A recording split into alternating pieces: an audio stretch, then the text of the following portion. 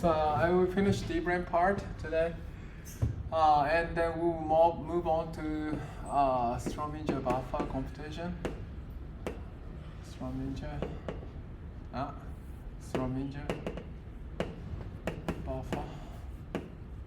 Strominger-Vafa computation for black hole. So that's the goal of today. And then next week I'm going to talk about ADIS CFT, introduction to ADIS CFT. Due to the lack of time, I'm going to skip some of the part of black hole. Next semester I'm going to talk a lot about the black hole, so it's okay. I mean, if you're interested, you can take. I already start writing a lecture note, and then already create a website. So if you're interested, you can just take a look at the Yeah, I think it's going to be, for me, this is the first time to prepare this lecture, so it'll take a lot of time to preparation. Anyway, so last time we talked about D-brane action, dp is the minus TdP, dp plus 1 sigma e to the minus phi, and the square root minus determinant GAB plus 2 pi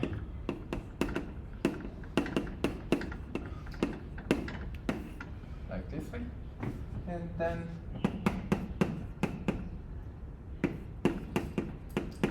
Ramon field exponential and 2 pi alpha prime. This is bosonic part, F2 and then B2. That's what we have done. So first, let's consider the consequence. So I didn't tell you anything about the application of this action. So once you have this action, what is the consequence of this action? So let's, for instance, look at this one. Let's, for instance, look at this action.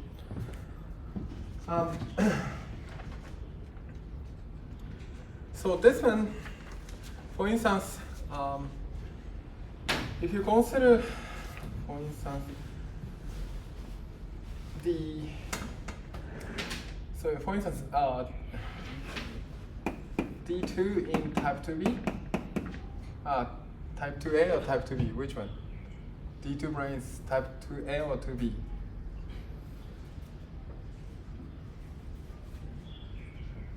So it's in 2A, type 2A. So it's coupled to C of 3, Ramon 3 form. Ramon 3 form. But if you look at this one, this contain SDP contain, so therefore mu 3, C3. And if you expand this one, what you get is the F2, C1. Okay, D2. Okay, D2. So expand this one, so you will get this one. So therefore, if you have the D2 brane supported on the D2 brane supported on say R cross sigma, then so it should be okay. Sigma is the some Riemann surface,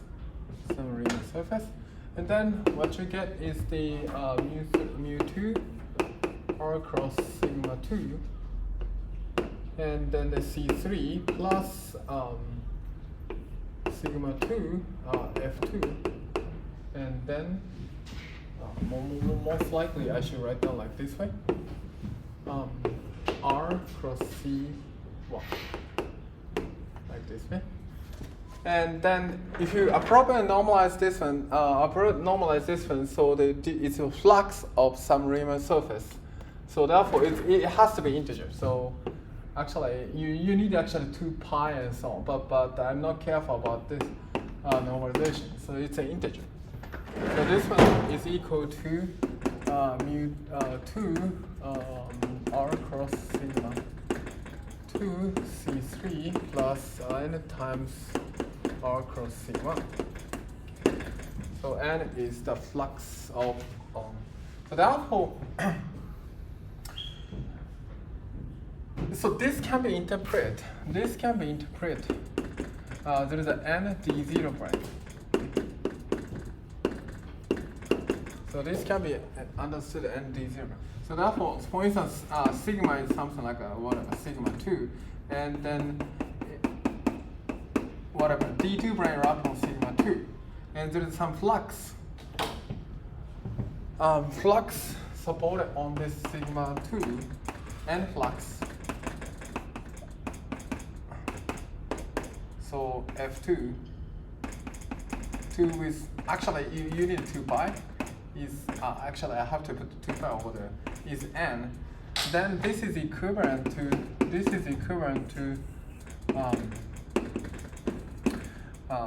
let's see.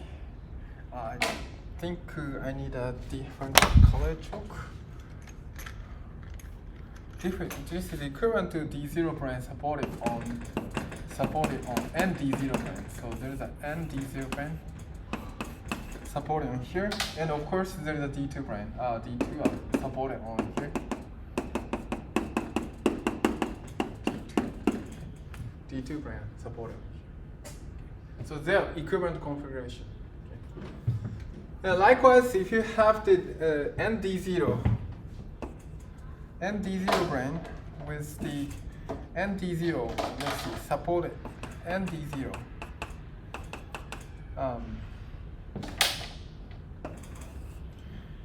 ND0 brane, and with this there is some flux, 3 form, C3 present, is equivalent to this configuration. Indeed, this configuration, the above configuration. There's the above configuration. So they are all equivalent configuration. All equivalent configuration according to action. Okay. So somehow D2 brane show up once you have a C3 in the presence of ND0. So because you can create this action. And this equivalence is called Meyer's effect. Meyer's effect. The creation of D0 due to the presence of F2, or due to the presence of C3 with the D0 brane, it's equivalent to the D2 brane. So these equivalence is called Meyer's effect. So this is one consequence of this generalization of Ramond coupling. And then often this D2 on top of D0 is called D2 D0 bound state. Bound state. Bound state. D2 D0 bound state. And then I don't know. I'm not going to go into detail. A D2 D0 bound state is very closely to the so-called Gopakuma-Vafa. Or I mean, okay, Gopakuma-Vafa.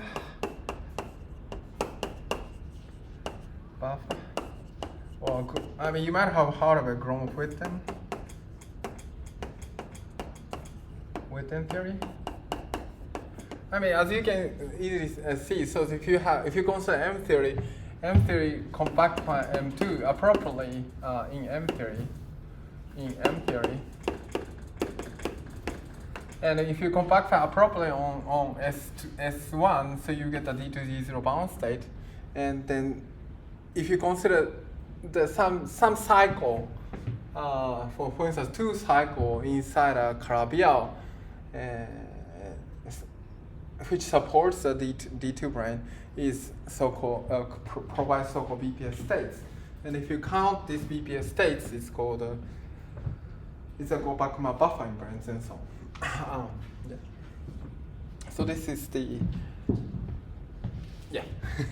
I'm not going to go into detail, but the D2 D0 bound states play a very important role in the case of Calabi-Yau and so on. So this is one consequence of the D-brane actions. So this is Meyer's effect. So somehow brane is created because of the combination of the flux F2 and the D2. or a combination of D0 and flux of C3. Brane is somehow created. So this is kind of like the meaning of like a D-brane is dynamical. One instance of D-brane is dynamical. Okay. Okay, so that's the case, and then let's move on to the how the. So I already tell you how to do this. How the brane can end on brane, or NS5 brane can the brane can end on NS5 brane and so on. So let's look at how this rule is created by using so-called massive 2A supergravity. So this is called massive so this is it's 2A, but it's called massive 2A supergravity. Why is it called massive? Because I add some extra term in the action from 2A. So that in 2A, in previous cases, I didn't write this term and square term and also this term and also this term. I didn't write down this term, these terms. So M is indeed so let's see. So in type 2, you have a B2, and also what kind of field do you have? C3, C1, C3, and then what else do we have? Is that all? So this one is coupled to F1 and NS5, and then this one is the D0, and this is D2. D4 magnetically, and D6. Okay. And there is another object called D8, which is not dynamical. So there is something called D8 and D8, and then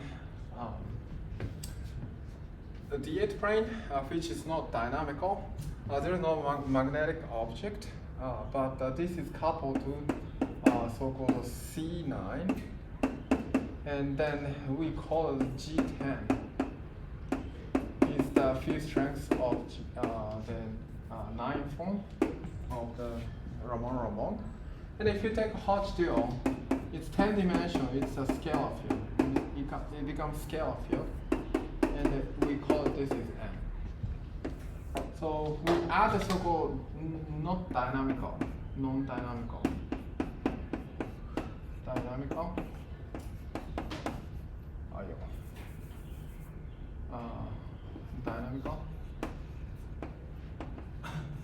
object D8 brane, then action become like this.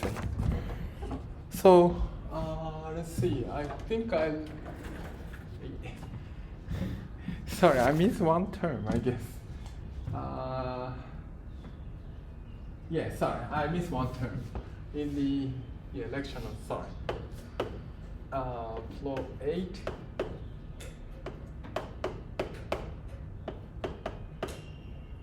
Yeah, so this is missing. So this is also not present in type reaction. So I missed this. So as you can see, so this G square is the kinetic term of the field strength of Ramon. So for instance, G2 square is indeed G2, which star G2. Okay. Okay. Then it becomes 10 dimension.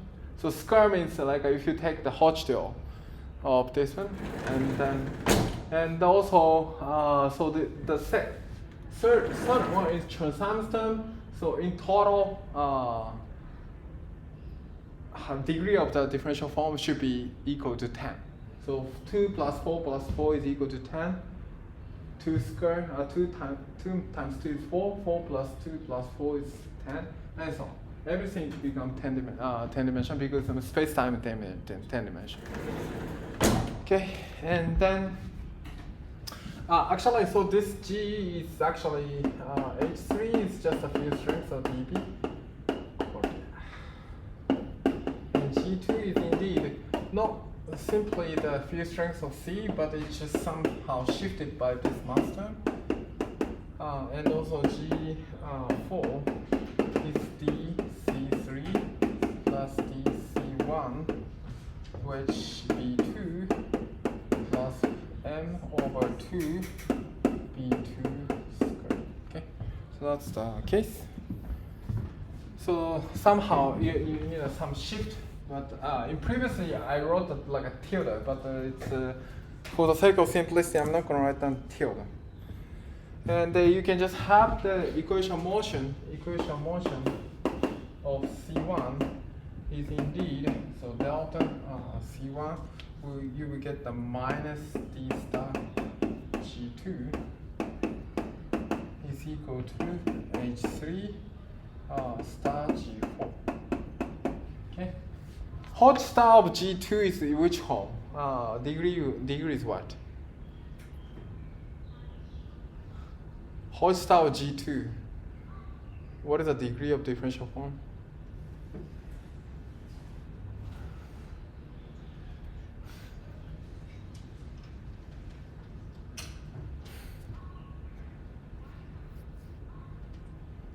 Shoot on. Good. So 10 minus 2 is equal to 8.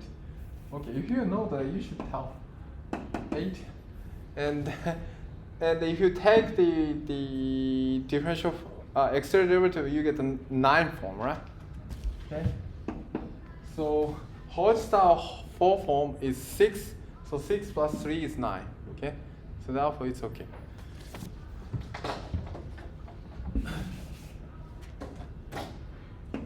And then delta C3, you will get the D star G4 H3 G4. Okay, so this is the equation motion. And then also there is some Bianchi identity. So Bianchi identity from here, obtain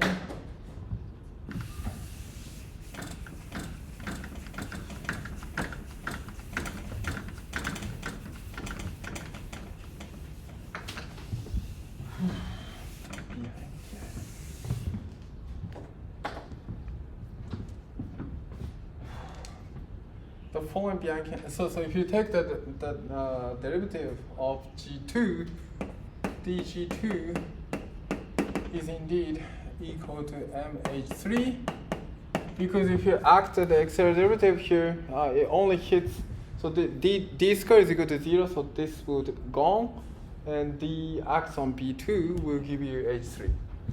And also dG4 is equal to H3, like a G4, and D acts on this guy. Okay. Oh, sorry. Am I correct? Yeah. Sorry. What I'm writing G2. Sorry. That's why.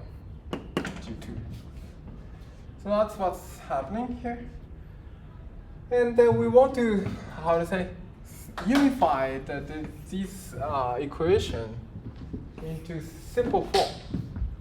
To do that, we just recall, we call it G10 as before star G0, and the G8 is equal to minus star G2, and G6 is star of G4. We call this notation.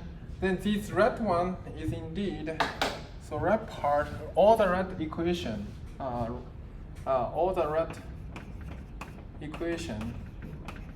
is indeed repackaged into the following very simple form. Even is equal to H3 G even. Okay. So as you can easily see, so this is G0, right? G0, and this is G2, and then this is G6, and this is G4, and everything coupled to H3. And then here we call it, this one is equal to G8, this is equal to G6, So everything can be repackaged into the very simple form. Okay, so this is a good sign. And of course, here, I mean, G even is equal to G0 plus G2 plus dot dot dot plus G10. Okay, that's what we do. Okay. And this equation can be solved.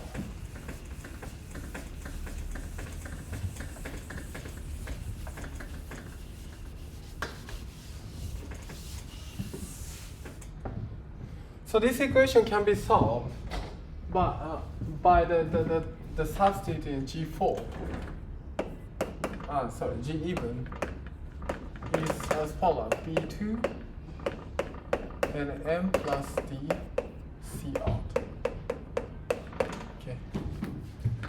So let's add some D on it. So D G even is D of this guy.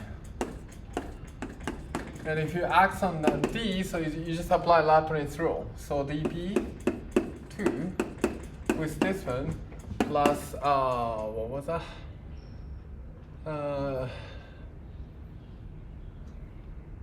Yeah, that's it, right?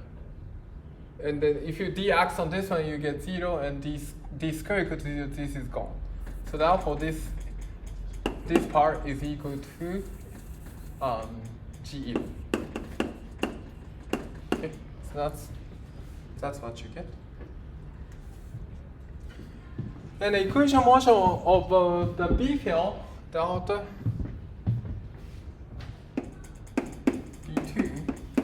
So equation motion of B field is given by as follows: D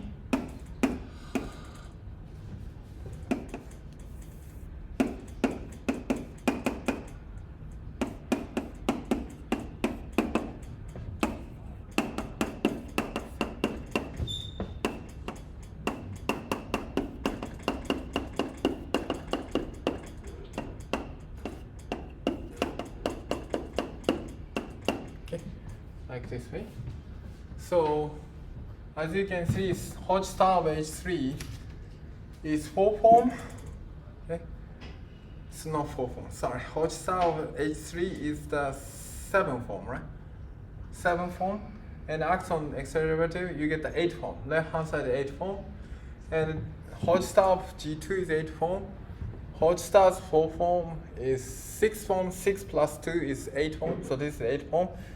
4 times 2 is 8 form. So the 8 form is equal to 8 form. So this is the equation motion of B2. And if you define the dual field strength, okay, so this is definition, sorry.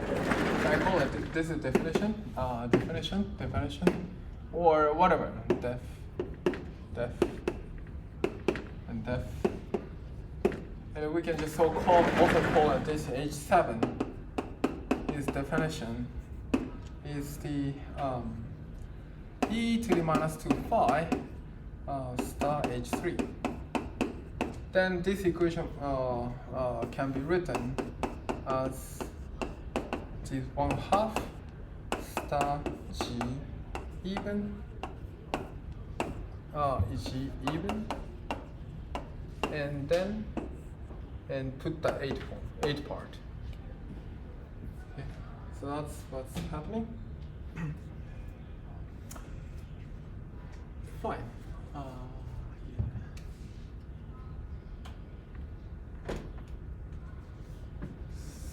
So,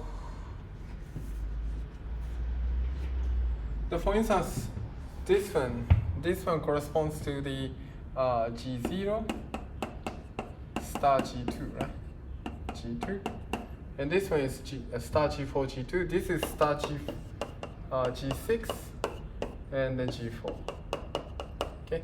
So therefore, everything is repackaged into the star G even, and it just only look at the 8 form. Okay. So this is the equation of motion. Okay. So now we have the two equation motion. This guy.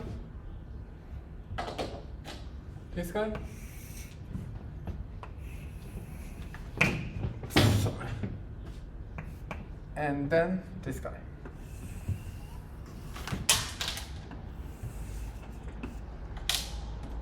Okay.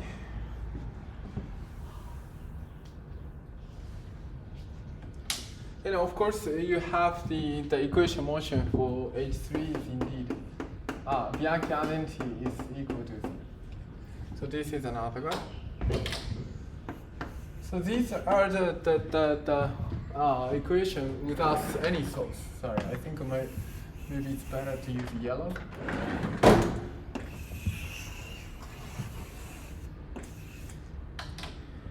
Okay. And if you introduce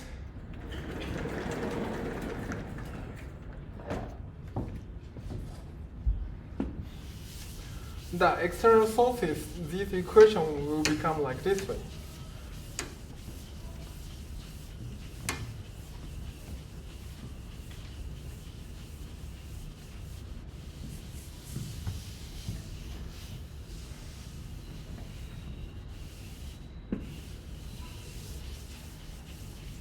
So if you introduce the external, like the brane current, so if you introduce brane current, external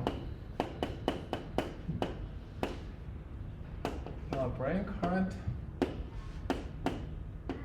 So usually for vacuum, the Maxwell equation is something like this one: F2 is equal to 0 star F2, D is equal to 0. So this is the vacuum equation for Maxwell equation. But if you include external sources, F2 is equal to 0, star F2 is equal to, I don't know, whatever you call it, star J1. Am I correct? Yeah, I think I'm doing something strange.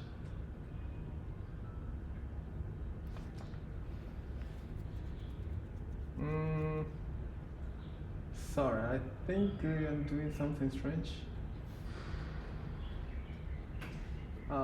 Wait. Oh my goodness. I don't understand the Maxwell equation. Sorry. So this should be 2 form, right? And this is 3 form. It's okay. Oh, sorry.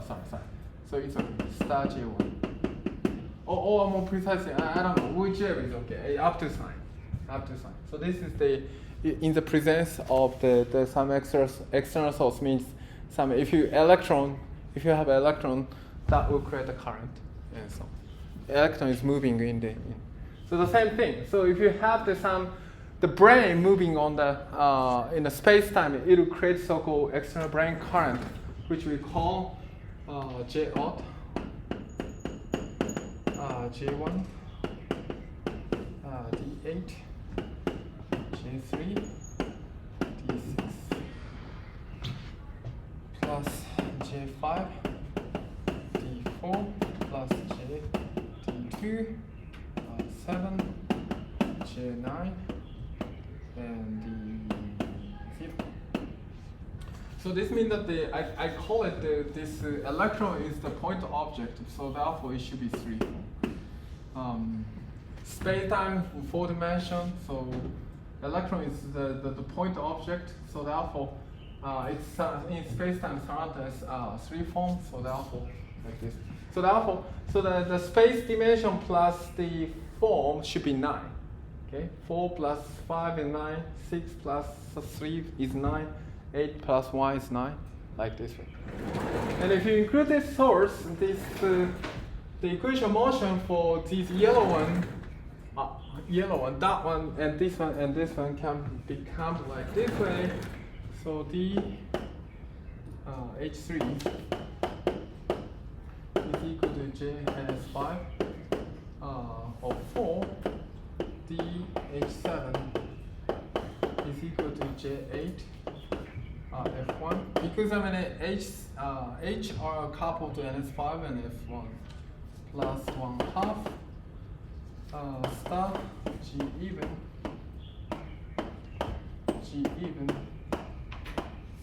8 form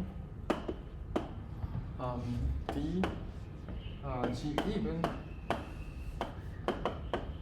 J odd,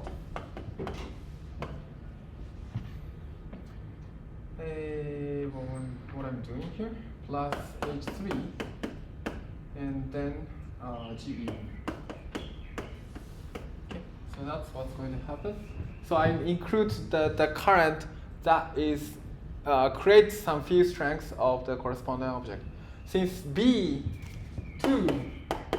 is coupled to F1 and S5 electromagnetically, so you can include for equation motion for H into the, you can include current, brane current for an S5 and a fundamental string in the equation for H. On the other hand, for this Raman flux, it's sensitive to the brane current, so therefore you can include. From here,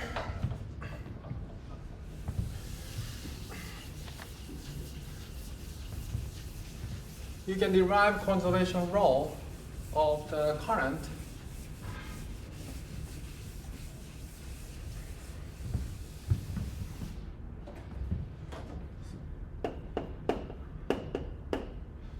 Okay.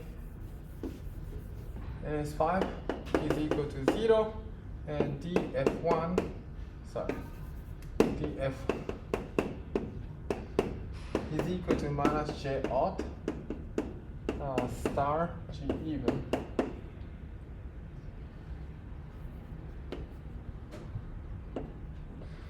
Okay. G even and 8. 9. And then what we have is equal to dj odd is equal to minus J4 NS5 G even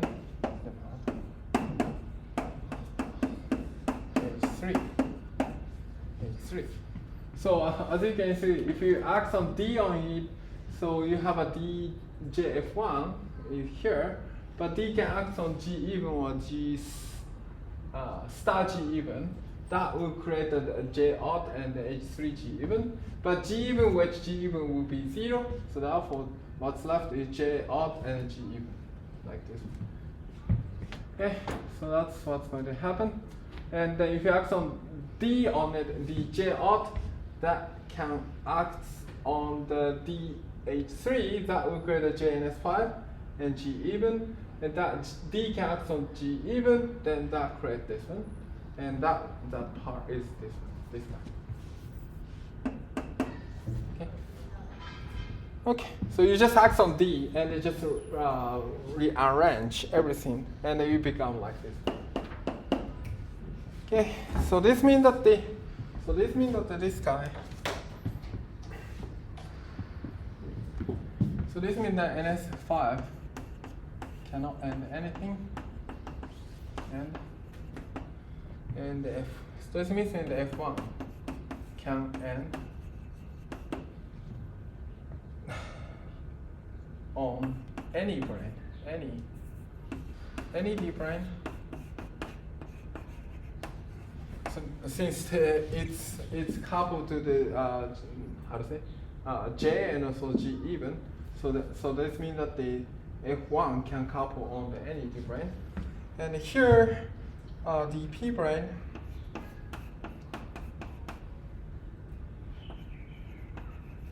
can end on NS5. Okay, NS5, and also DP brane can end on DP+2 brane. Okay, so that's what's going to happen. So this term will tell you that the J odd can ends on the NS5 brane, and this term will mean that the DJ odd is related to J odd with the B2 field. That will tell you the DP brane can ends on DP+2 brane in type 2A theory. Okay. So that's the logic of the consequence coming from the analysis of type 2A massive theory. Okay, so that's the consequence. And then, as I mentioned previously, so using this rule, one can do the following thing.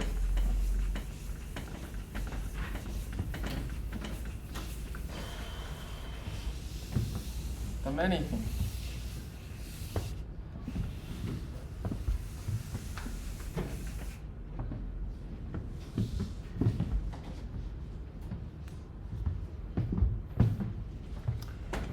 Okay, so the consequence is that, for instance, type 2A, so NS5 cannot end anything,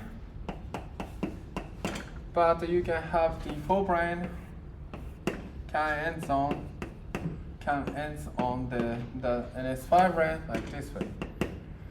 So that's NS5 brane. And then 0, 1, 2, 3, 4, 5, 6, 7, 8, 9.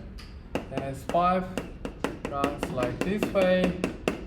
And then D4 can runs like this way. Okay, so this is 6 direction. And this is the X45 direction in type 2A. And yeah. And that will create a W boson in between. And then this will create for the n equal to 2 SU, whatever, in SU3, super-Yang theory, so-called super-Yang theory. So this means the 8 supercharges. So 8 supercharges means if you introduce NS5 brane, it breaks half of supersymmetry, and this D4 will also create another half. So therefore, starting from 32, 16, 8, and you get this one. The same thing even if you add this, these are indeed suspended in NS5 branes, and this length is essentially given by the G Yang-Mills 1 over G Yang-Mills coupling. So therefore, if you just go a really long one, it becomes weaker coupling. And if you the NS5 will just become close to each other, it becomes a strong couple. And this is colorblind because the string suspended stretch between them, it will give you double boson. On the other hand, so these are called matter brane, D4. This is called color brane. This is called matter brane or matter or flavor brane, whichever call it, matter brane, D4 brane, because it's really like a stretch into the infinity. It's infinite heavy, so the D-brane has a tension. So therefore, if you have an infinite, semi-infinite long one, it cannot vibrate. It's too heavy to vibrate. So only way, so therefore it doesn't create the W bosons because it's too heavy. You cannot fracture it. But on the other hand, there is some string stretch between these two. Okay, can see the color brane. Okay, so therefore this one will give you so-called quark field, and it's super partner. Quark field and it's a super partner. So if you include this NS5 and D4 brane, this will create plus so-called matter multiplet, or quark multiplet, whatever people usually call hypermultiplet, but it's just no terminology. And something more miraculous will happen. Let's see.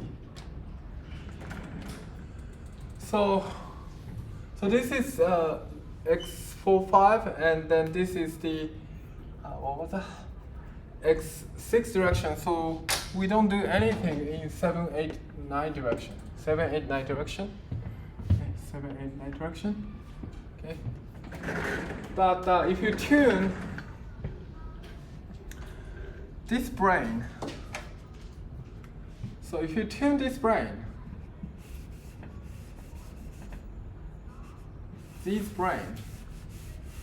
this matter brane on almost parallel, okay, almost parallel to color brane. So it just stretch like this way, stretch like this way. Okay, D4 is just a stretch. Really on. So matter brane is really the parallel, not only parallel, just connected to the color plane. Then if it is the case, NS5 can move to 7, 8, 9 direction. So let's call this direction is 7, 8, 9 direction. X 7, 8, 9 direction. So you can just move this color plane to 7, 8, 9 direction, which is, how to say, the orthogonal to this black hole. Okay. Then there's something miraculous will happen.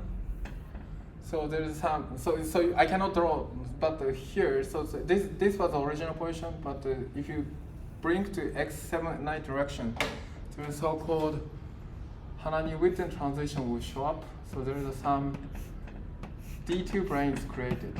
D2 brane. So as I mentioned, D2 brane can ends on D4 brane.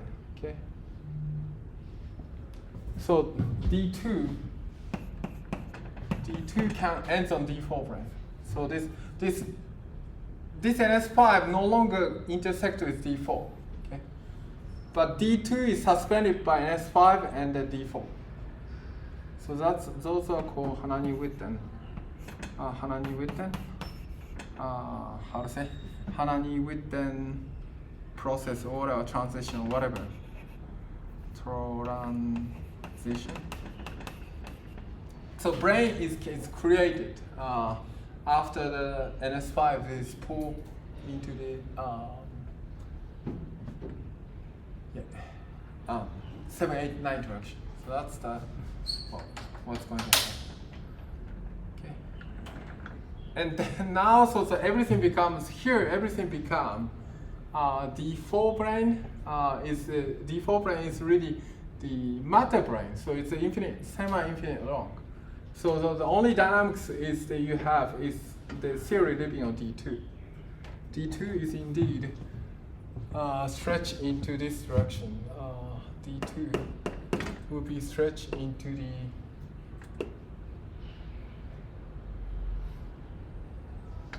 how does it work? It should be something like this one. Yeah, it should be something like that. 7 direction. It should stretch in 7 direction. So okay, and then this will give you the some theory living on here is the two-dimensional object. It's called 2,2 theory, but I'm not going to go into it.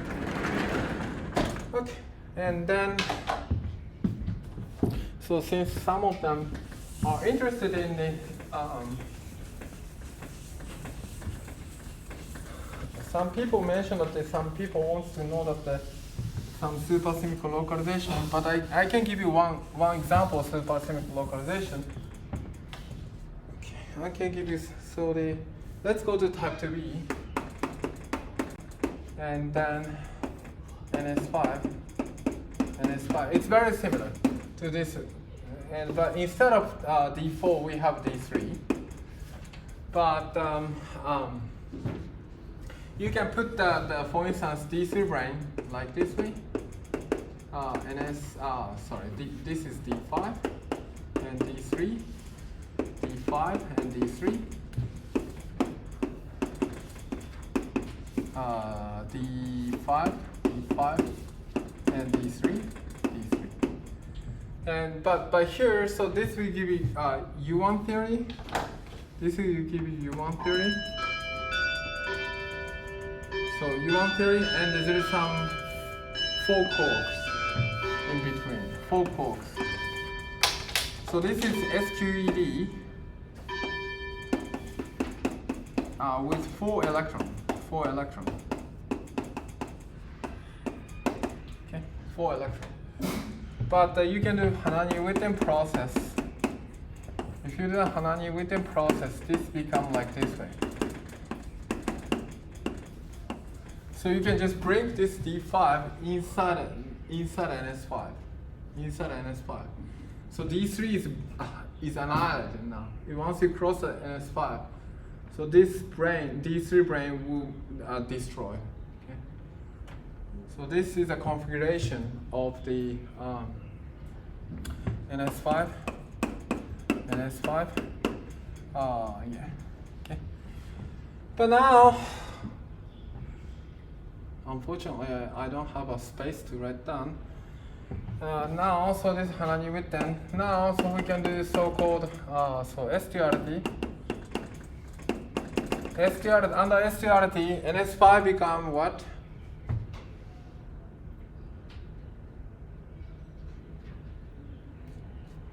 In type 2b, NS5 become what?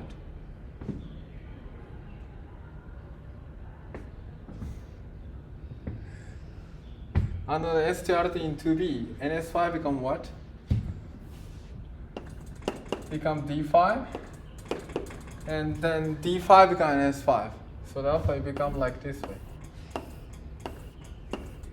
Okay. So there are 4 D5 here. Okay. That become NS5, and NS5 become D5. Okay. And do the Hanani with them, the same process will happen.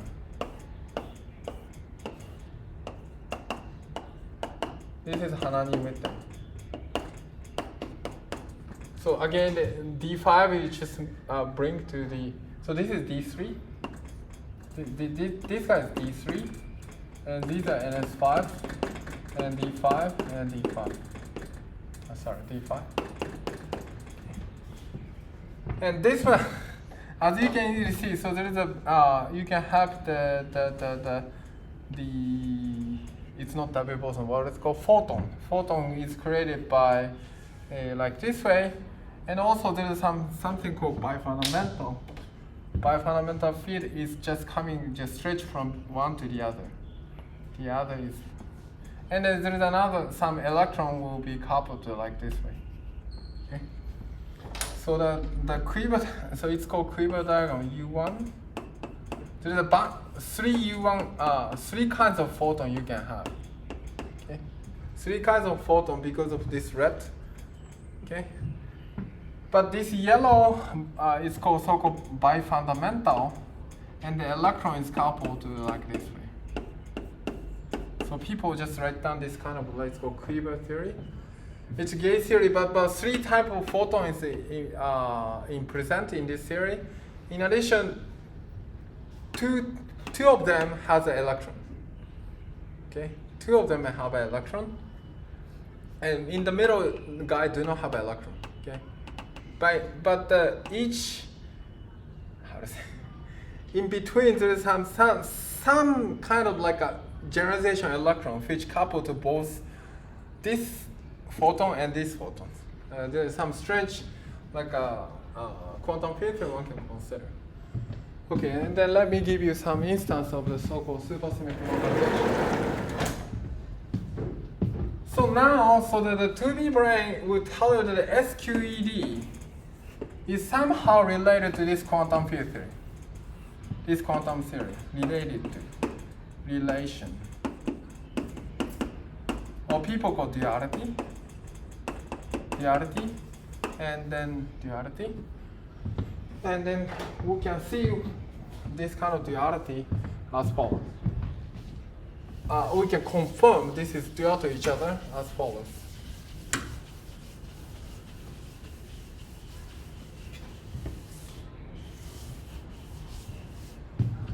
Okay. So first of all, so there is so-called this is 3. The configuration 0, 1, 2, 3, 4, 5. Okay. 2b and 0, 1, 2, 3, 4, 5, 6, 7, 8, 9, and then what was that? We have an ingredient NS5, D5, and D3, and D3 runs like this way. And what was that? 6 direction, and then S5 runs like this way, and D5 runs like this way.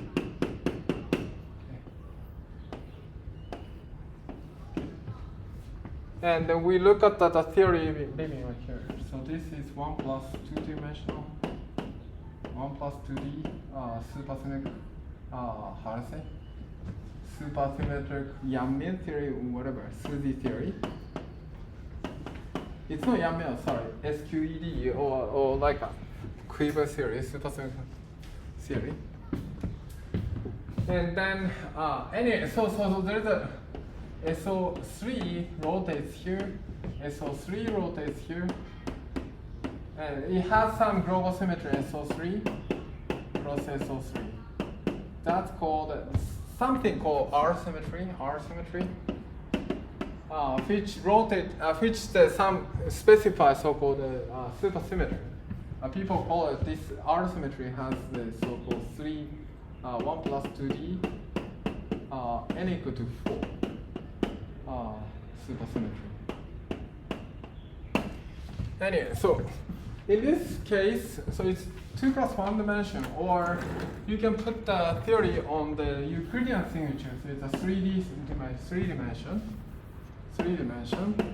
And then there's a guy at Caltech at that time, Kapustin.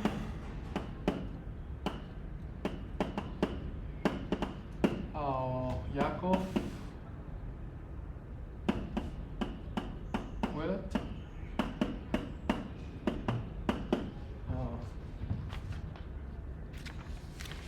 sorry, I think Willett, Yakov, whatever, if alphabetical, sorry.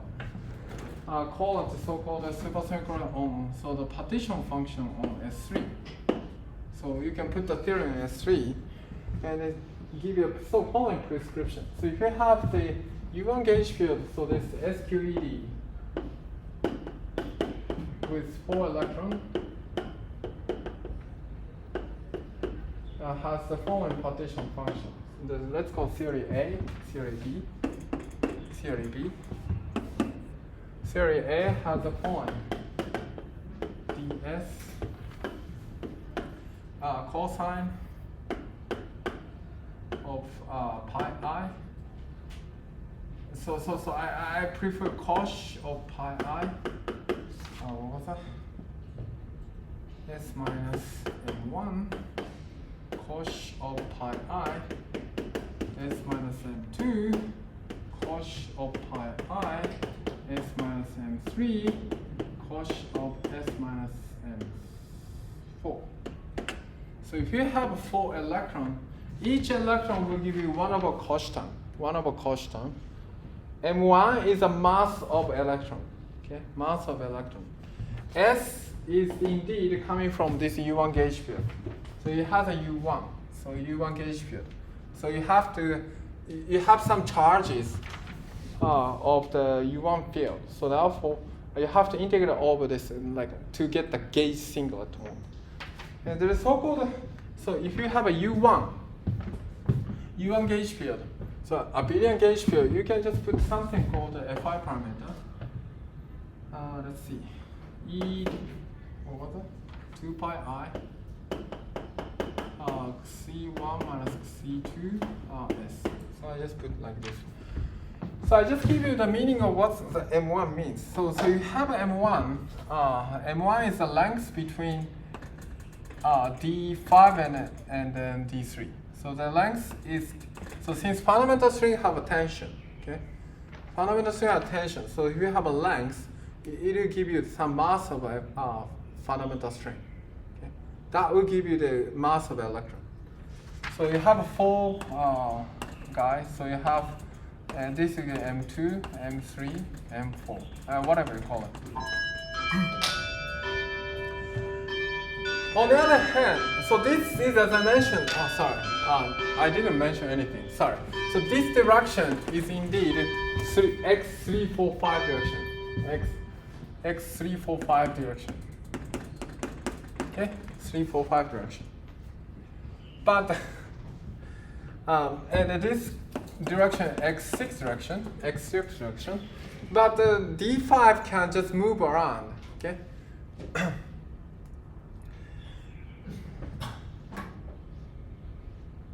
sorry, not d5.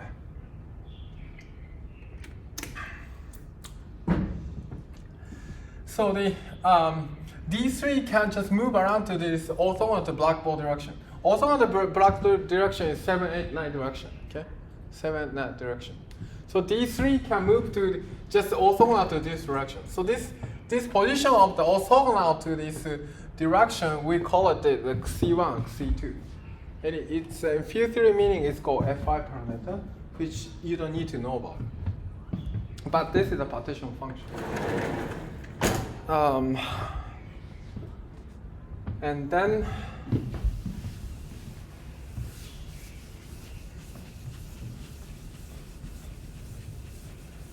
so it's a very, very simple integral. So in field theory, one has to perform so-called path integral, which is infinite dimensional. But if you have a supersymmetry, it becomes only like a very, very simple integral, like a one-dimensional integral. So infinite dimensional integral is just localized to one-dimensional integral. So that's why it's supersymmetry is so powerful. And let's consider ZP. Okay. ZB. Okay. ZB is as follows. ZB is the you have the integral of ds1, ds2, ds3. Because you have a 3 copy of photon, so I call it this is integral s1. I call it s2, s3. Okay, s3 integral, and they each have the something like a cos pi I s minus s1 minus m1. So okay, m1 minus whatever, whichever is okay.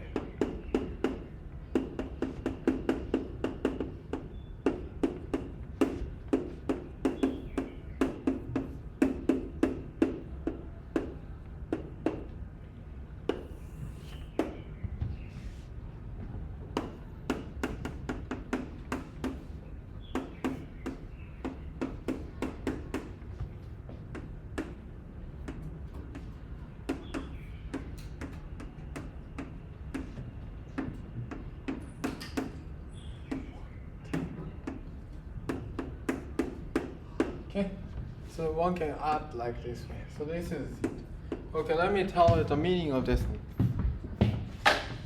So this guy is the electron. It will give you this term. And mass of electron is the m1. And this guy is something like a couple to s1 and s2. Therefore, this one will give you this guy. And so on. So this line will give you this guy. Oh, I already erased pi I. Sorry, there's a pi I here. Anyway, let me make that pi I. So pi I and pi I. And this one. And then the last piece, this guy corresponds to this guy. And as I mentioned, so this D-brane moved to the orthogonal to this black hole, and the direction, the position on the 7, 8, 9 direction is parameterized as C1 minus C2. The same thing. So this guy, this plane, D-brane can move to orthogonal to this black hole. That I call it the C2 minus C3. Then, like this, the last piece is also they give you the C3 minus C4. Okay. And let's compare between these two. To do that, one has to include something called Fourier transformation. Fourier transformation.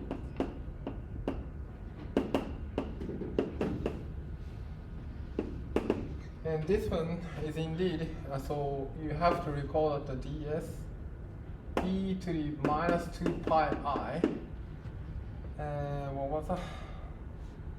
2 pi I t S cos pi I t dt is equal to 1 over cos pi I s.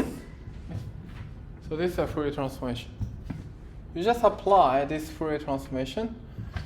So just use this Fourier transformation, just including t parameter. These cos can be written in terms of including this additional t integral. And then what you get is that this guy is equal to product of the j runs for 1 to 3, product of k 1 to 4 t dt k, and then product of cos pi I tk, k is round from 1 to 4, and then you have a e to the 2 pi I, and then sum of j is equal to 1 to 3 cj minus cj plus 1 j, and then you have a bunch of terms e to the minus 2 pi I e. I don't know, it's just a t1 m1 minus s1 plus t2 s1 minus 2 plus dot dot dot plus t4 s3 minus m2. Okay. So like this way. So this one is indeed this guy, but I replace cos of this guy using this Fourier integral. So I just included the additional t parameter to parameterize these cos. Cos, at the cost you have to include this term, and that is this guy. So, but in addition you have to include tk. Okay, tk integral. Now let's perform SI integral. Okay, SI integral, and by using this guy. So now the role of t and s plays a different role. So now if you perform S integral, you can use this identity, and what you end up with as follows. What you end up with S integral first and t integral next, and what you integral end up with as follows.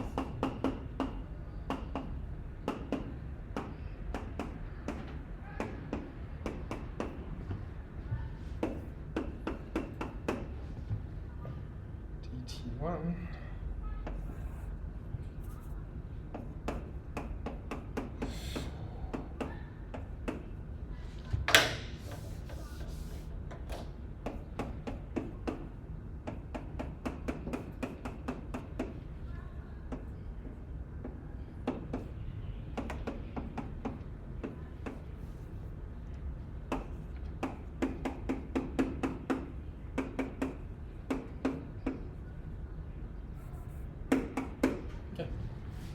So you can first perform S integral, and the next you can perform T2, T3, T4 integral.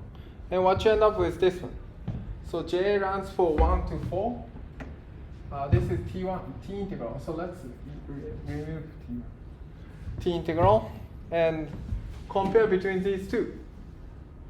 If you compare between these two, see the swap to M. Okay?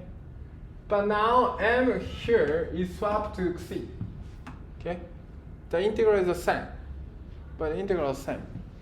After very nice manipulation by Fourier integral of a cos, 1 over cos, one can just end up with up to some unimportant factor, the integral becomes same.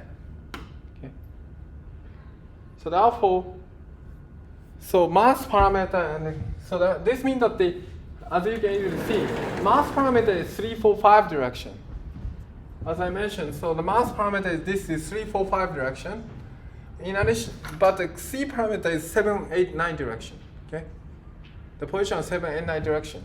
So therefore, if you the S duality is a swap the role of NS5 and D5. Okay, so therefore the role of 3, 4, 5 and 7, 8, 9 direction is swapped. because of NS5 is swapped to the D5 by SDRD.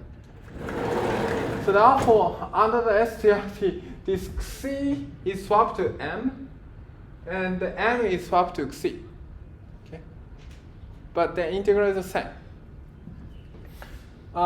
So this is so therefore one can just check that the integral is same. So therefore, check is done. Okay, this is the one powerful method to check the duality. So that's called supersymmetric localization of or S3 partition function, whatever call it. And this duality is also called 3D n equal to 4 mirror symmetry.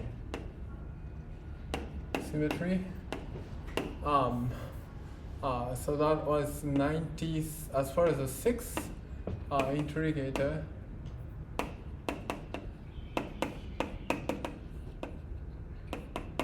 Cyber.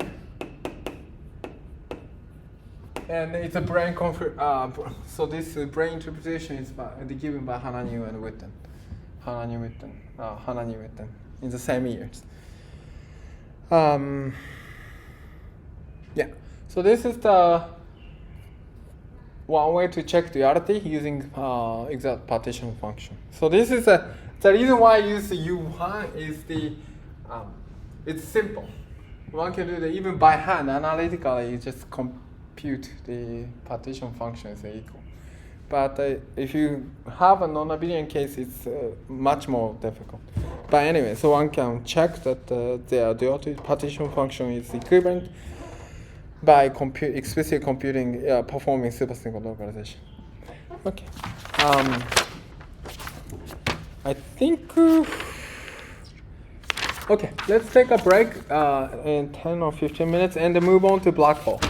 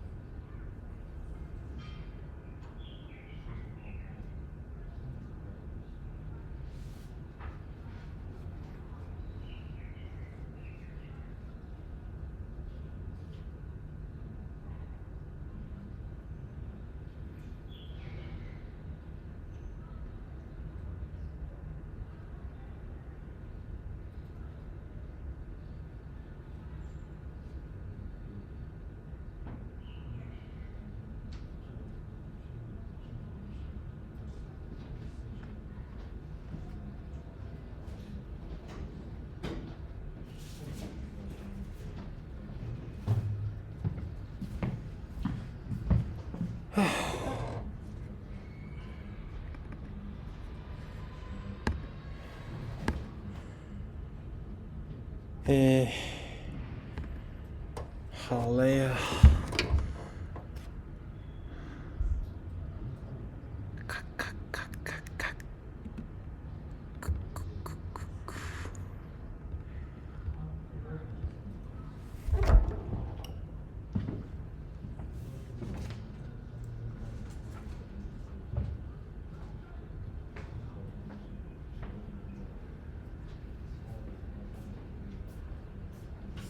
So today 4:30 we will have a meeting.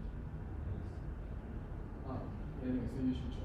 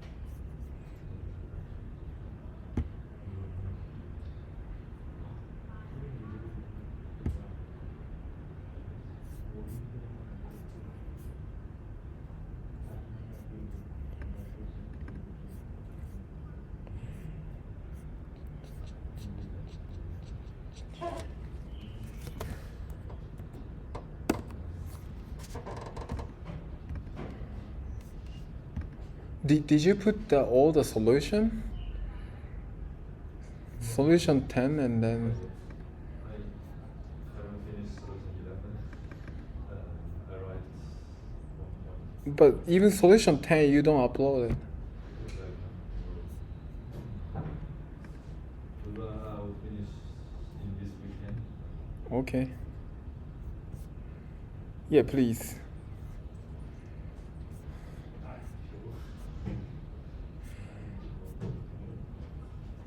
And then one student didn't submit more than half of the homework. I don't know what to do. I think we should contact him as soon as possible, but he... I already contacted him and he said he is doing the homework. Okay. Tell him he should do the end of next week.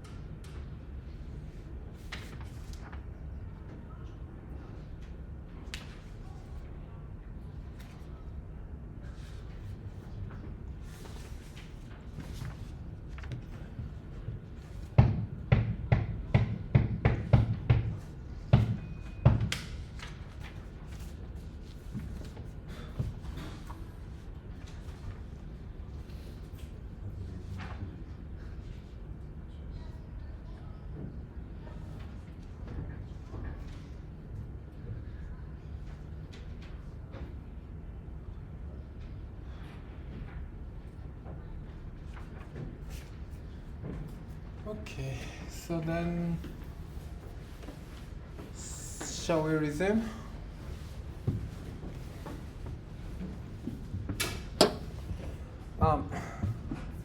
Yeah. Due to lack of time, I'm not gonna go into the detail of black hole thermodynamics and so on. So I just accepted the so-called Bekenstein-Hawking entropy. Most of the people already have heard of it. Bekenstein-Hawking entropy. Bekenstein-Hawking entropy. Which is the S is equal to L over 4. But if you incorporate all the constant, it becomes like this way. What was that? 4G H bar, and then A. A is the area of horizon of black hole. Or black hole horizon. Bekenstein-Hawking entropy. Yes, entropy formula, whatever. So this is around 82 to 84.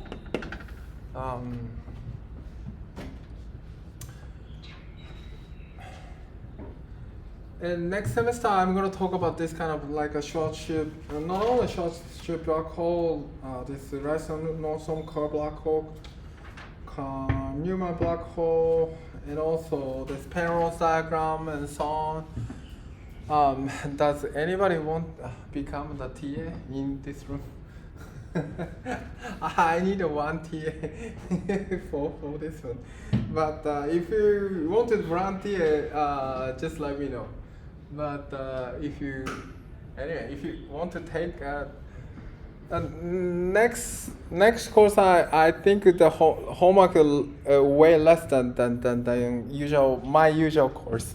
So every other week at most, less than 6 homework. So the TA duty is not gonna be, hopefully, not demanding. I try to be like how to say.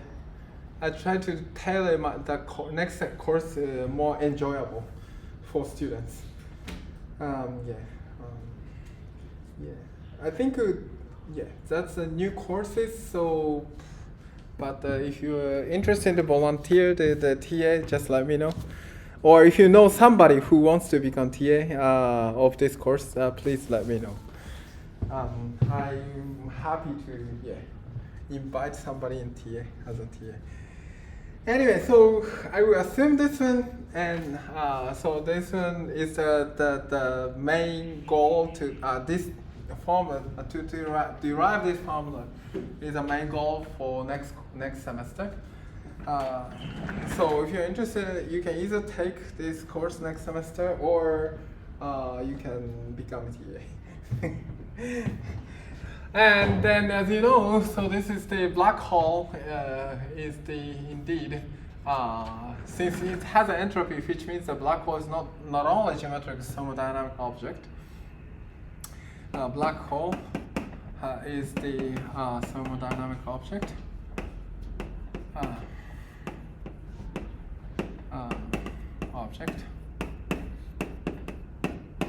And it has an entropy, and which has the proportional to the area of a horizon. Most of the people knows this formula. And then, so this is the Boltzmann constant, and this is the Boltzmann constant means it's already kind of has the statistical meaning. And G is the Newton constant, H bar is the Planck constant. So therefore, it involves the gravity and the quantum mechanics. And since C involves, it has to be special relativity, which means so all the theory needs to be combined to understand this formula. So that's why, since the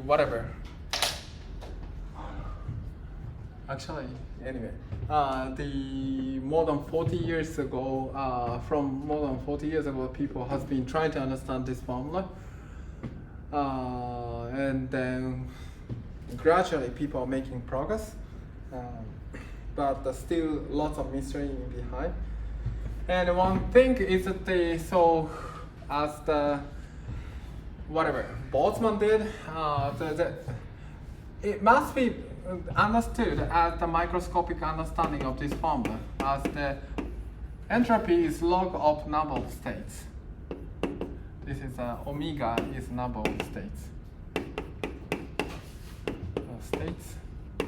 So that's what you learn at the first course of the statistical mechanics. So entropy is not the should admit the microscopic understanding, and then we want to derive this Bekenstein entropy microscopically, quantum mechanically. And since we don't know the ultimate theory of quantum theory of gravity, but the string theory is one candidate, so that the lots of attempt once the Polchinski. So last week I mentioned that the Polchinski's paper, is the 96, but it's indeed 95. After 95, Polchinski has introduced the end of 95 actually. And many people have been trying to understand the black hole in string theory microscopically, and then one of the main people is Strominger. Strominger was really hoping after D-brane to derive the Bekenstein-Hawking entropy microscopically, and then he found a nice partner, Vafa, and then this is one of the milestones. Strominger-Vafa's work is one of the milestones in the string theory. In I think in '96, it's one year later. It's okay. So that's I'm going to cover from now. Okay. From now. So what they consider the follows. So they consider the so-called type 2B and D1, D5 P system, and 0, 1, 2, 3, 4, 5. Okay. Let me write down 0, 1, 2, 3, 4, 5, 6, 7, 8, 9. And then D1, Q1, D1 is 0 and 9.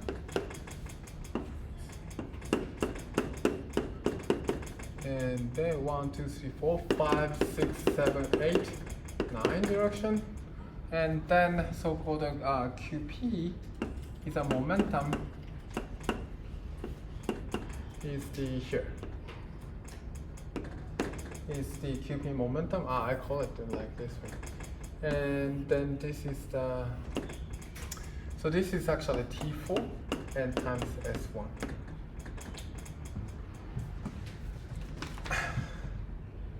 Okay.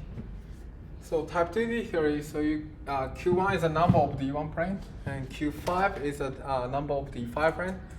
And the QP is a momentum because a classical line momentum because it's S1. So that if you have a strings, so you can have the discrete momentum. If your radius R, it has to have the R and P. QP is an integer. It can have the integer. It's a classical line momentum along the nice direction. And then this 5, 6, 9, 7, 8 direction is the T4 compact line. And then, so what they consider, so the people just write down like this way. This is a nice direction, X9 direction, and 1, 2, 3, 4 direction, and 5, 6, 7, 8 direction. And then D1 brane is just running like this direction, this D1. And this is the D5, a bunch of D5. There's a lot of D5 you need to create. D5, a bunch of D1.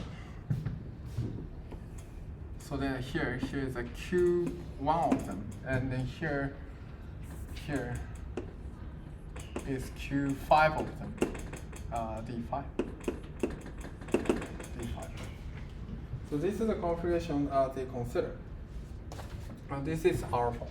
So this is T4, and this is R14. And this is. So that's the configuration they consider. And what they did is indeed, if you take the following limit, GS Q1 is very large, very large. GS Q5 is very large, and then GS square QP is also very large. It becomes like a so-called black hole. In this regime, so it becomes and T4 and T1 is very small. If T1 T4 times T1, the radius of the circle is very small. So that the theory is effectively 5-dimensional. This will give you 5-dimensional black hole. And one can compute the entropy here.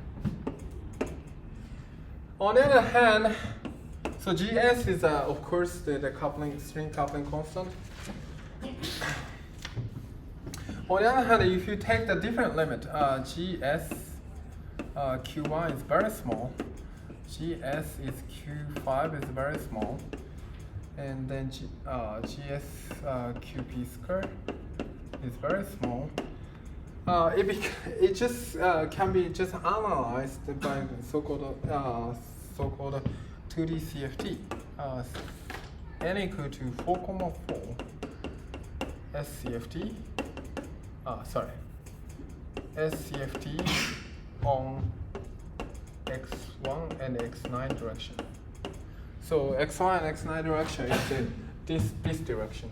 X1 and x9 direction. Okay. X1 and x9 direction. Oh no, x1, no, x0. Sorry, x0. X0 and x9 direction. If it is CFT, you can just quantize the field in the CFT. So therefore, if you quantize the field, you just do the vacuum you can Fock state. You can create a Fock state, and you can just count the number of states. So this can just calculate. Okay, sorry. I should have mentioned this. From here, you can compute area A. So from here, can compute omega, the number of states, omega. So one can compute in this side, you can compute omega, and then the black hole side, one can compute area. Okay. But here, CFT side string coupling is very small.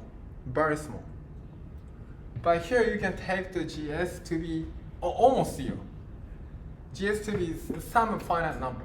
You can take a finite number. Okay. Finite number. But Q1 and Q5 are very big, actually. Both the case Q1 and Q5 are very big. But here, if GS is small enough, almost 0, you can take this limit. But here, if GS is a kind of finite number, since Q1 and Q5 are very big, you can take this limit. And in fact, if you have supersymmetry, one can compare. So compare between, because the number of state, omega is invariant on the GS change. GS is moving. Deformation of GS.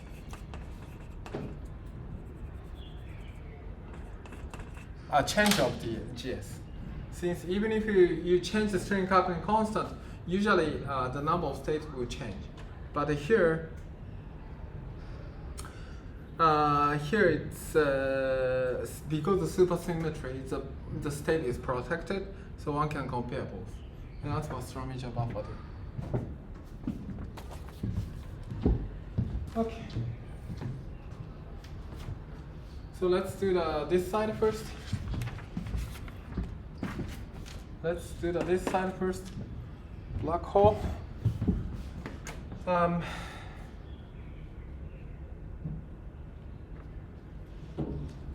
so if you take this limit, one can just get the metric of the black hole as follows. This one I'm not going to go into the detail. I mean, it's kind of too.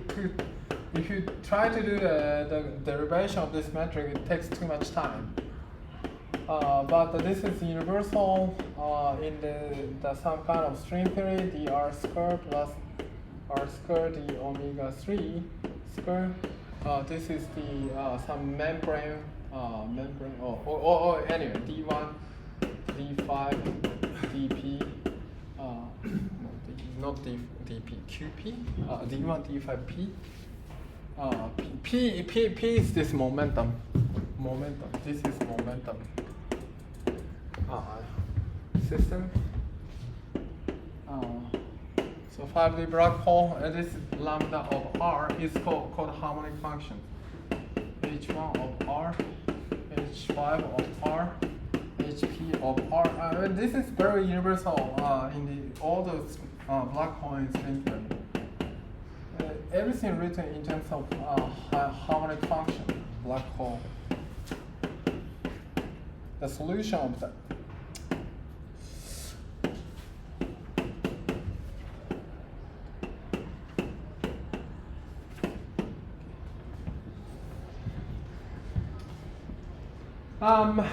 So R1, R5, R1, R5, RP can be written in terms of Q1, Q5, QP. So those are integers, and it's somehow appropriately normalized by volume of or string length and string coupling constant. Volume of T4 and T1. In lecture note, volume of T4, I call it B, and the radius of S1 is, I call it R. Okay? And I'm not going to write down the detail of the expression because it's complicated and it's not so important to write down. So, but it's related to R1 is related to Q1, R5 is a function of Q5, and RP is a function of QP. Fine. And then the location, so this is called harmonic function.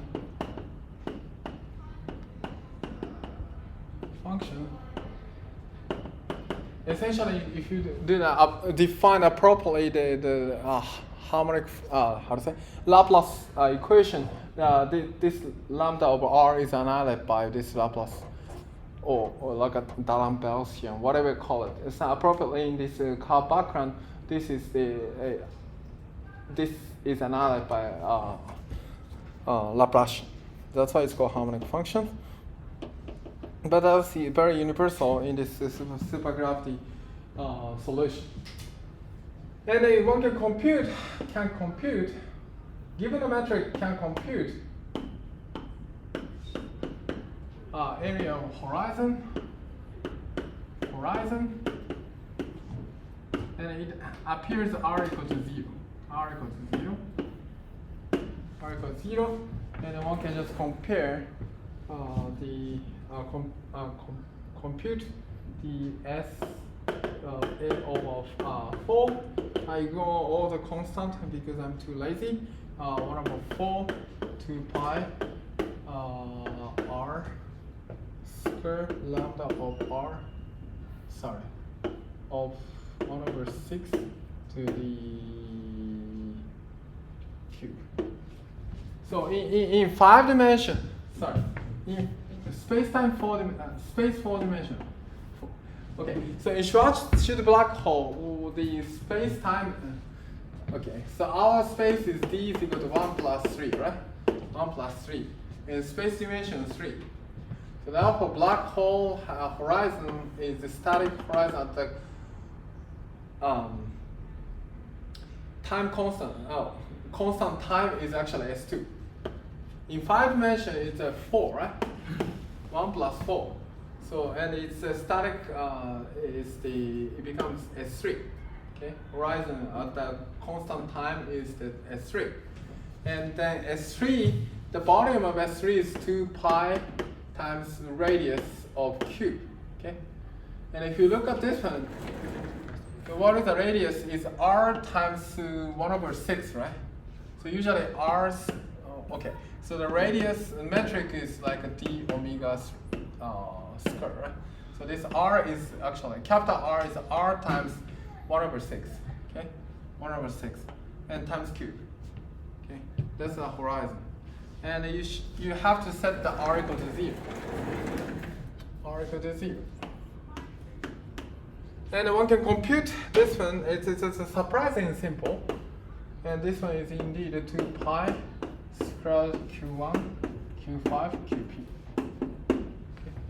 That's what you can obtain. I'm omit all the detail of the computation because I already wrote down in the lecture note. If you do, huh?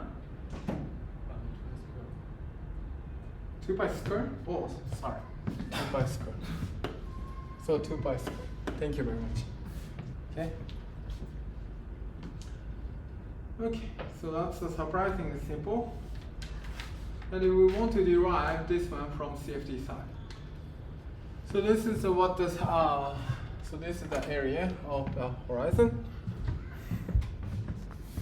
And the counting microscopic side, we just take this limit. So far we assumed this one. This limit. So in supergravity side, 5D black hole. So this is the supergravity, sorry. So this is 5D super solution of D1, D5 P system. So now we take the following thing. This limit. And look at the CFT on living on 0 and 9 direction. Okay. So first of all, the R symmetry is indeed a transverse direction. So if you look at this one, so you have this SO4 direction is this one is SO4. It's just rotating. Transverse to 0, 9 direction. Is the rotation is SO4, 1, 2, 3, 4, and the rotation of 5, 6, 7, 8 is SO4 times SO4. So this is the R symmetry of this. So in CFT side, 2D CFT on x0 and x9 direction has the global symmetry SO4 times SO4 R symmetry. And this is for 4,4. In this case, most likely 8,8. Am I correct? No, I think 4,4 is okay. 4,4 SCFT.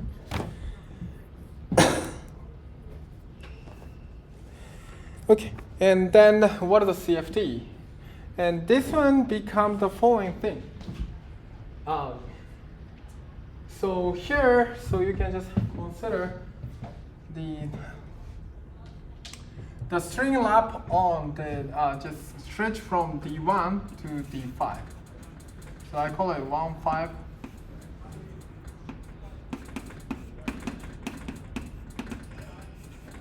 String. Okay, 1, 5 string, and the end point can move around T4 direction anywhere. Okay. This end point can move around T4 direction. Okay.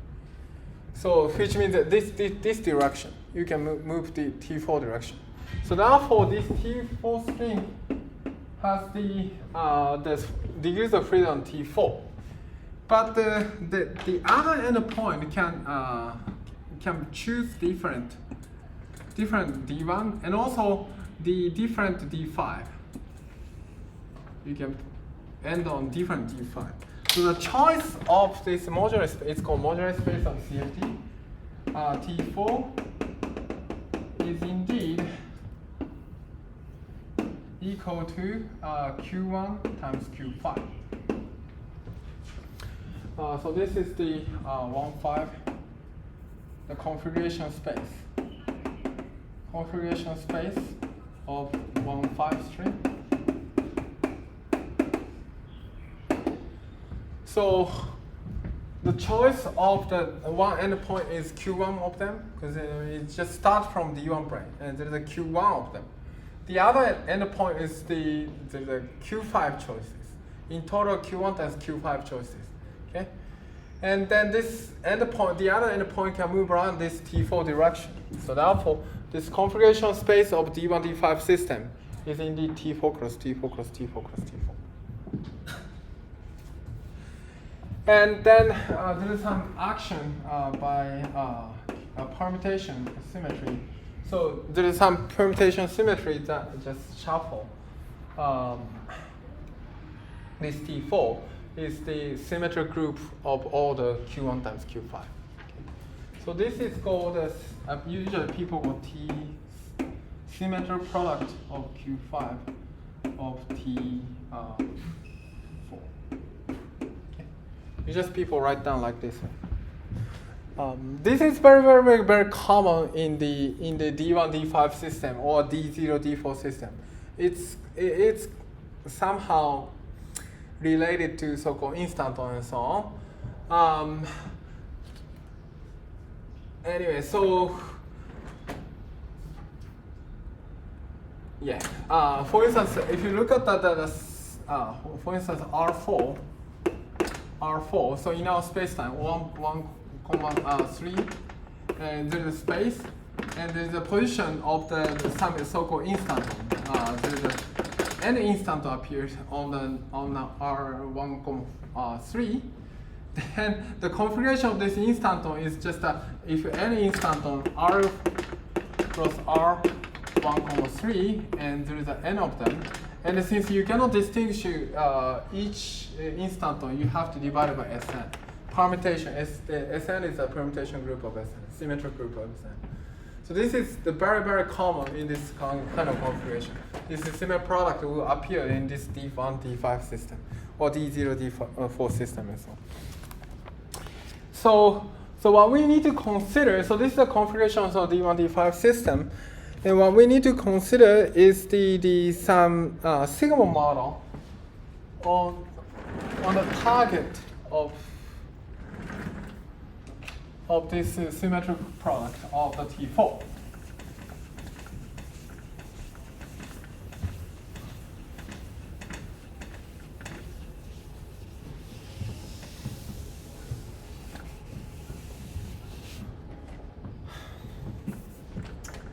So we just consider R x0 direction, this is x0, and times S1, which is x9 direction, is mapped to this symmetric product of Q1, Q5 of T4. So this is a SCFT we consider, 2D CFT we consider. So it's called sigma model. It's just sigma model. And if you have a CFT, well, most important quantity is the central charge. Okay? Central charge, you have to consider number of bosons, number of free bosons, plus number of free fermions. Okay? Boson and fermion. And it's very common. Since due to supersymmetry, we know that the number of boson, number of fermions are the same. Okay? Number of boson, number of fermions are the same. And if you look at this one, the bosonic field is if you have a T4, okay, you have a 4 direction, okay, I mean, we already considered the free boson in 2D CFT, whose target is X mu, whatever, sigma, people call it. And this X is if you consider bosonic field, we consider in the bosonic field the action is something, whatever, 1 over 2 pi alpha prime d squared z, x of z, partial x and partial bar x of z, like this way. So these are free bosons. And if the target space is a higher dimension, we just put the mu and the mu, right? And the mu runs for 0 to 25. That is a critical dimension. That will give you c is equal to 26, okay? For free bosons. That cancels with BC goes down normally. Okay? So therefore, if you have a 4 direction, that will contribute 4 in central charge. but you have a Q1 to Q1 times Q5 T4 copy. Okay, so therefore, how many bosons you have? So this means that since number of boson, number of fermions are the same because of supersymmetry, this is 3/2 number of boson. And since we know that the 3/2 and number of boson is 4 times Q1 times Q5, because there's Q1 times Q5 copy of T4. Okay, so therefore, and this one is equal to 6 times Q1 Q5. So that's a central charge. It's a very 6 because it's a 4,4. 6 times Q1 plus Q5 is actually, it's called quaternic dimension of this target space. I don't know, some of my students already learned this kind of like 2D CFT central charge computation. So the target space, it's related to the dimension of the target space. Quaternic dimension is the dimension of quaternion. Quaternion means quaternion is R4. So R4 is the quaternic dimension of this M. Target space is indeed Q1, Q5. Times 6 is actually this central charge of 2D CFT.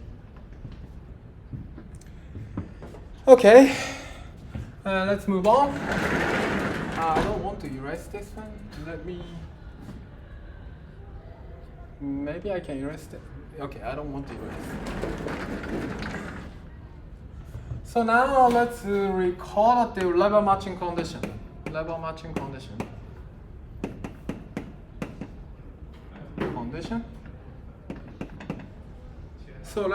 condition n minus n bar. So holomorphic under homomorphic sector, we call it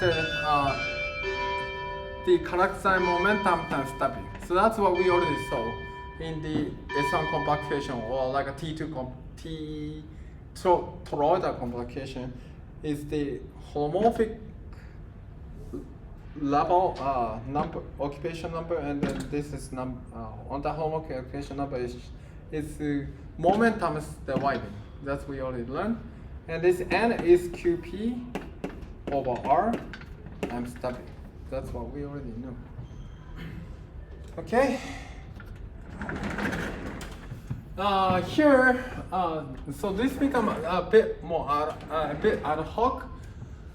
So if you consider the supersync ground state, so here the important part is this omega is invariant of GS. Even if you change the string coupling constant, omega won't change. So this omega has to be so-called supersymmetric state, which means that it preserves some amount of supersymmetry. Okay. In this case, in fact, the either holomorphic sector or anti-holomorphic sector needs to be ground state. So the helpful, this means that so let's put that, so the state that contribute to the entropy is supersymmetric, which means that it has to preserve some amount of supersymmetry. And I have to mention this black hole entropy. We consider the 5D supergravity. This black hole is called extrema.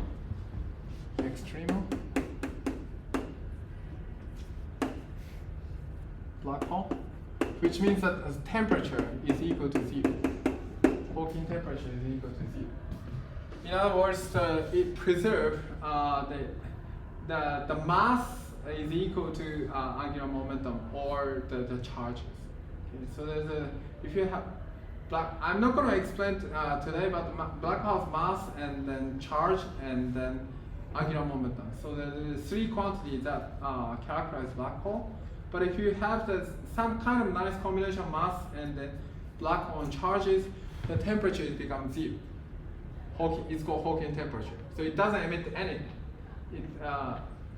Since temperature is zero, so there's no Hawking radiation. So therefore, it's the black hole is very stable. So this is a particular feature of the so-called supersymmetric black hole. It produces some supersymmetry. So therefore, the corresponding state also needs to be supersymmetric. This means that it's a bit ad hoc, and this means that n bar has to be zero. So one of the occupation number, level needs to be ground state. Holomorphic anti-holomorphic system needs to be ground state. And moreover, we need to consider the W is indeed that this is also becoming ad hoc. It has to be Q1 times Q5. So winding is the string that contributes to entropy. It's wrap all this D1 5 brane. It just wrap all the D1 brane and the D5 brane. Okay, it's a winding number. That's how it has to swipe all the D-brane. And so therefore, this n has to be Q1, Q5, QP over R. So that's the consequence of this level matching condition. And now we will use CFT technique to get the number of states with this level. What is omega at n excitation, holomorphic. And to this CFT, so we just consider partition function is the bosonic freedom is the 1 minus q to the m. Sorry, Dedekind theta function. M is equal to 1 to infinity minus qm, and fermionic contribution is qm. And then this can just, as I mentioned, so the state really coming from the bosonic string, bosonic and fermionic string coming from 1,5 string. Okay, so therefore it can move the T4 direction, all the T4 direction. So therefore it has to multiply by the 4 degrees. So 4 copy of the bosonic states, and this is fermionic state, and the 4 direction of the torus. And this is indeed equal to the Dedekind using the theta function. This is indeed equal to theta 2 of tau divided by eta of tau q and the square.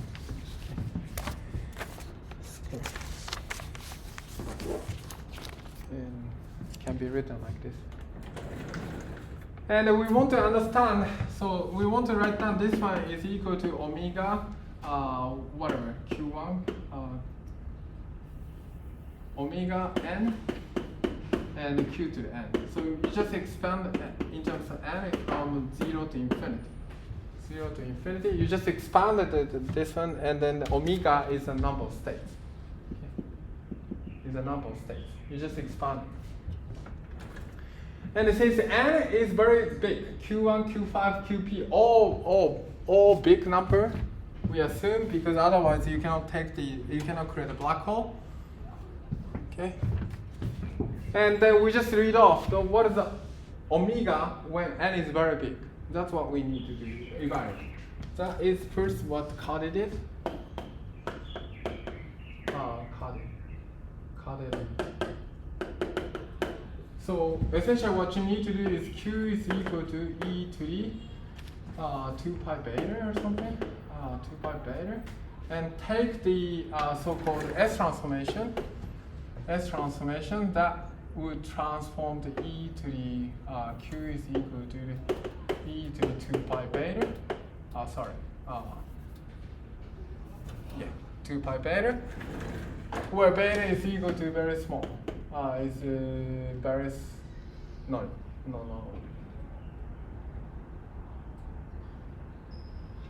It should be, sorry. Let me think. Which one is correct?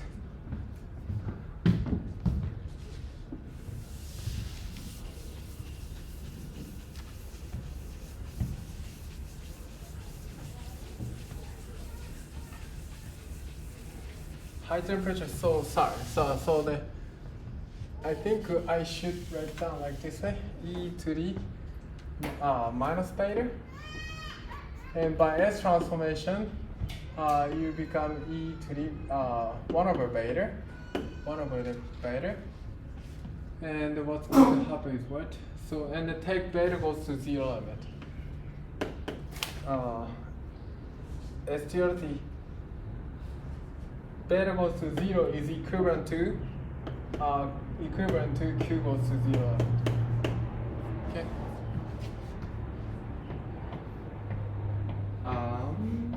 Yeah, I think there must be minus sign involved in that case.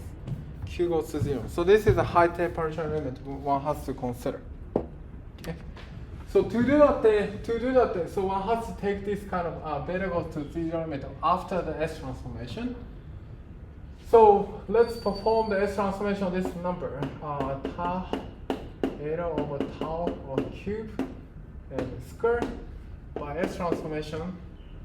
This is equal to minus tau to the fourth square and theta 4 minus 1 over tau eta minus 1 over tau and cube and then square and the square.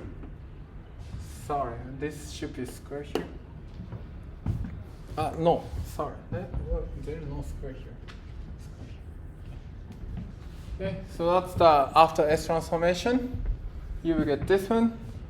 And then you just replace the tau is equal to 2 pi I. Tau is equal to minus beta. And plug that into here. And then beta goes to 0 limit. We'll tell you that this one is equal to beta over 2 pi. And then square plus e to the times e to the pi square over beta plus 1 plus e to the minus 1 over beta plus some number. Okay. So if you just do that, the beta goes to 0 limit, the leading order will be, you can ignore. So that's a merit of taking Carter limit. If you take S transformation and take the beta goes to 0 limit, so it should have something like a 1 plus q, some number, times q plus some number, q squared plus dot dot dot dot. All the leading order you can ignore. Once you take beta goes to 0 limit, because it's q goes to 0 limit means that you can just ignore the subleading order and then just only look at the leading order. That's what Carter did. And as we recall, this omega. So this z is equal to sum of n goes to 0 to infinity omega of n, q to the n. So therefore, omega of n is equal to, can be obtained by Fourier transformation, which is z times, what was that? Q to the n minus n? Yeah, q to the minus n, and then d, d beta.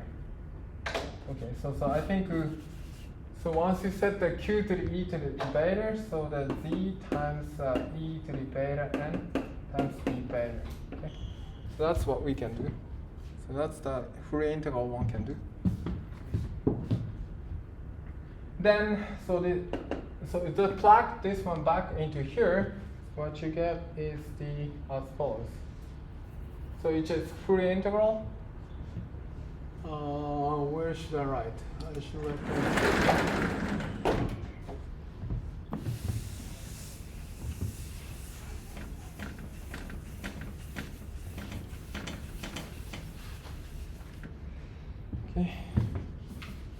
So therefore omega n can be understood as the 1 over 2 pi I. Yeah, so beta over 2 pi square e to the beta n plus pi square over beta d beta. So that's what I did. Sorry, I think I should normalize 2 pi I. Okay, 2 pi I. 2 pi I here.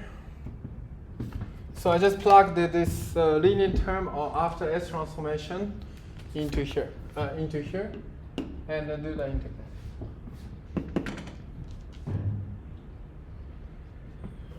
Okay, and then just rescaling this one is equal to 2 pi I square root n x over 2 pi square root n square e to the square root n x plus pi square over x dx, and perform the saddle point analysis. Perform saddle point analysis.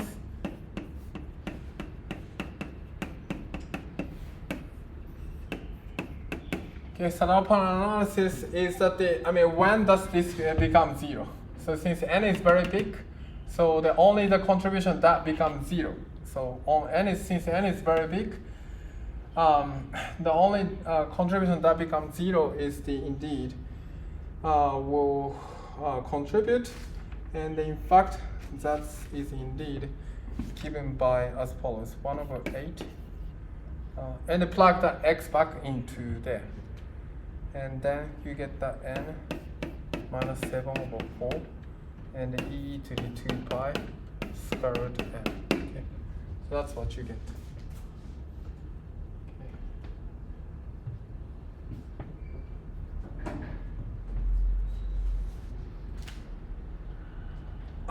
So this derivative becomes 0 means what? So let's see. X plus pi square over x, and so f of x is f prime of x is equal to 1 plus pi square x square, right? And which is 0. So therefore this means that the x is equal to pi, right? So therefore plug everything back into here. This will become e to the 2 pi square root n, right? 2 pi square root n. And if you plug the pi into here, this is the I don't know how to get the minus 7 over 4, but somehow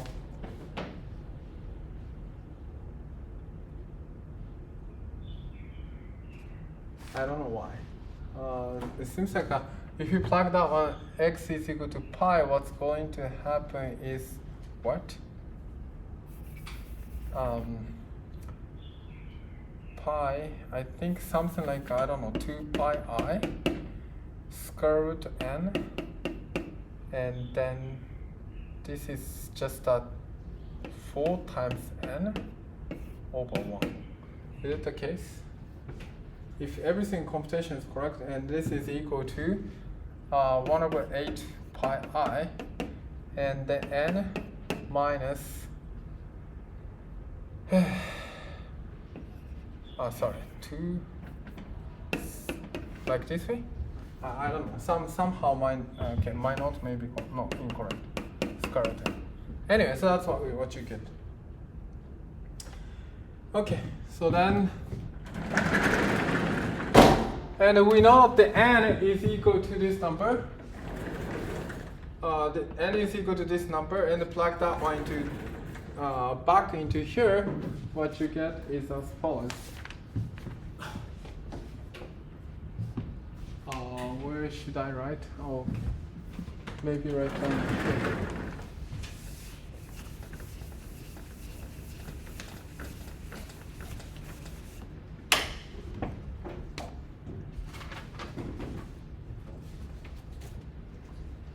So this omega.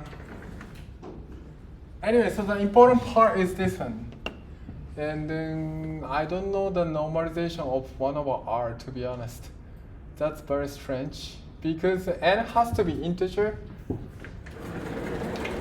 So therefore r should be shouldn't be here. Sorry. So there must be something strange, and it should be integer. So I made some mistake in somewhere. Yeah, I think n minus n bar is equal to qp times w, and w is equal to qp plus q1 plus q1, q5. And if n is plugged up into here, so the omega is indeed equal to e to the 2 pi square root q1, q2, so q5, qp. That's what you get. And taking log of omega, you get the 2 pi square root q1, q5, qp. Okay, and this is equal to area over. So that's what you get from a supergravity analysis. Okay, I think that's the derivation of the Strominger-Vafa. I think, yeah, somehow my lecture note somewhere the quotient is not correct, but I think this should be okay. I think the one I did on the black hole should be okay. So therefore, after doing this saddle point approximation of this 2D CFT states of the large N, one can obtain the correct entropy formula from the 2D CFT side. That's what Strominger-Vafa did, and in fact,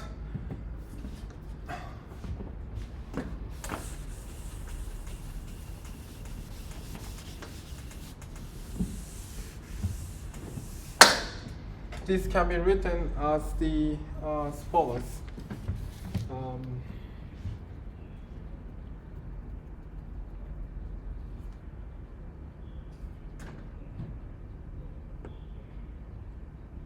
So this omega is exponential e to the 2 pi square root q1, q5, qp is indeed equal to exponential e to the 2 pi c over 6 over qp. Is the momentum of the since C is a central charge of the CFT, central charge of this one, and C over 6 times the momentum is indeed the entropy of the 2D CFT. So that's very, very universal. That's what Cardi did in this his analysis.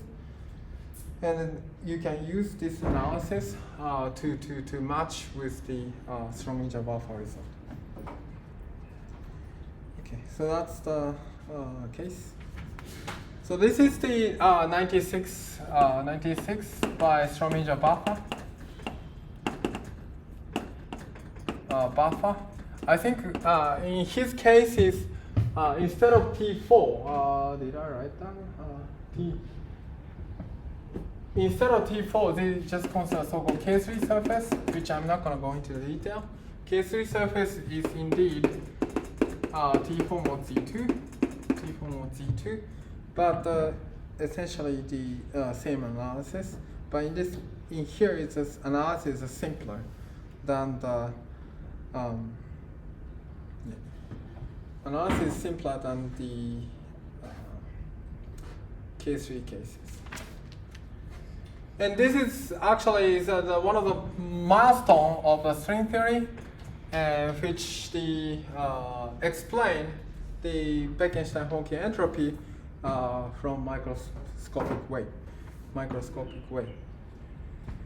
So that after that, many people interested in this area of study.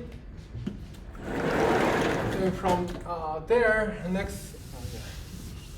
Many people study the string theory, black hole from the string theory, and one read so-called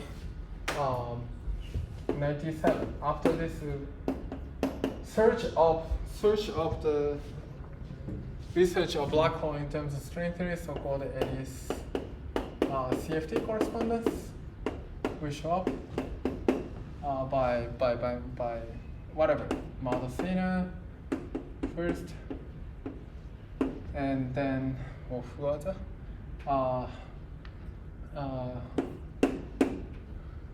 GKPW. Gupsa, Kalabanov, Polякov, Witten. This in 97 or 98. Really the end of 97 is called so-called it is CFT correspondence. I think, I don't know. I think maybe we can stop here today. I think we don't need to go to the it is CFT today. Maybe next lecture I think I will talk about the it is CFT and then finish. I think no need to take 20 more minutes to explain something about it is CFT. So let's stop here. And I think some of the part is not accurate in the lecture notes, so I will change later. So if you have questions, just let me know. Let's stop here today.